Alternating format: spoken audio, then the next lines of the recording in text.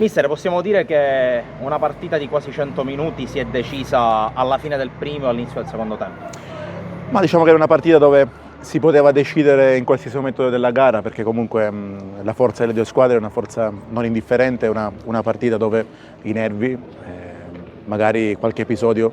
poteva fare la differenza, e questo comunque è stato così, perché comunque partire all'inizio con l'handicap del gol dopo 3 minuti non è facile, rischi comunque di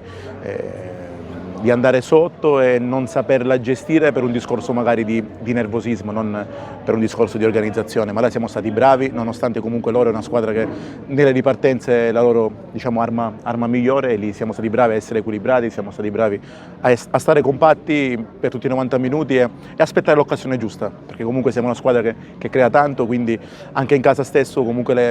ti arriva quella giocata, ti arriva quella palla, e da dovevamo essere cinici, come siamo stati a fine primo tempo con il gol di Prezzabile, e poi da là comunque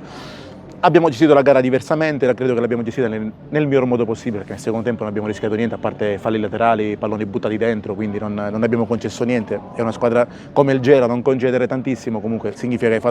fatto una grande partita. Mister, cosa vi siete detti dentro lo spogliatoio tra la fine del primo e l'inizio del secondo? Perché la squadra è entrata diversa in campo. Ma è entrata diversa perché comunque pareggiare nell'ultimo minuto del primo tempo ti permette comunque il secondo tempo di affrontarlo per come voleva affrontare il primo, no? In un discorso di parità, in un discorso di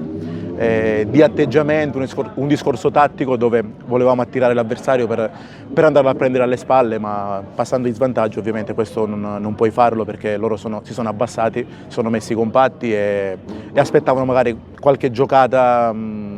che noi magari sbagliavamo qualche palla e potevano approfittarne e farci comunque rischiare di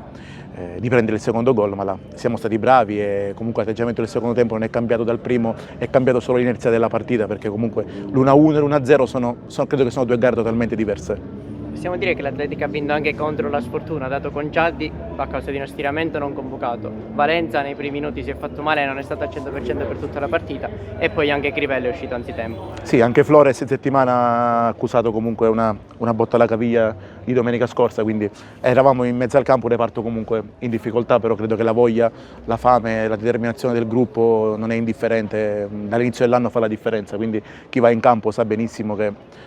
deve dare di più rispetto al compagno, e credo che su questo i ragazzi si meritano veramente i complimenti, perché è un gruppo eccezionale, un gruppo che lavora benissimo, un gruppo che del lavoro e della determinazione, della fame è il loro pregio migliore. Mister, il destino adesso è nelle vostre mani.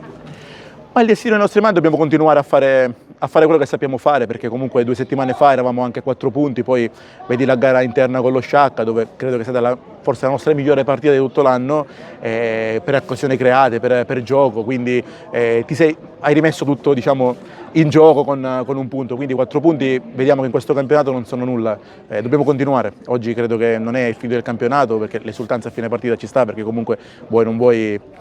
sono delle gare dove la giochi sui nervi, quindi sai, appena fischia l'arbitro la voglia di festeggiare diventa maggiore rispetto magari a stare calmi, però da martedì iniziamo di nuovo, perché inizia un altro campionato e onestamente non vogliamo ripetere l'errore che abbiamo fatto con lo Sciacca, ma vogliamo tenere i punti di differenza e vogliamo continuare fino a fine campionato. Oggi avete vinto di testa e di cuore, ora cosa bisogna mettere dentro per queste ultime gare? Quello che abbiamo messo oggi, quello che abbiamo messo tutte le partite, solo una partita è andata male, ripeto, per come è andata male,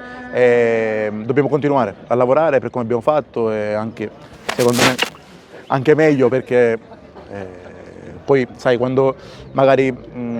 rischi gare del genere di abbassare la tensione, quando magari una squadra come il Gela, che ti sta vicino, che vuole comunque lottare come te fino alla fine, è un po' ferita, poi quando un leone è ferito credo che sia più pericoloso di un leone non ferito, quindi dobbiamo continuare su questa strada.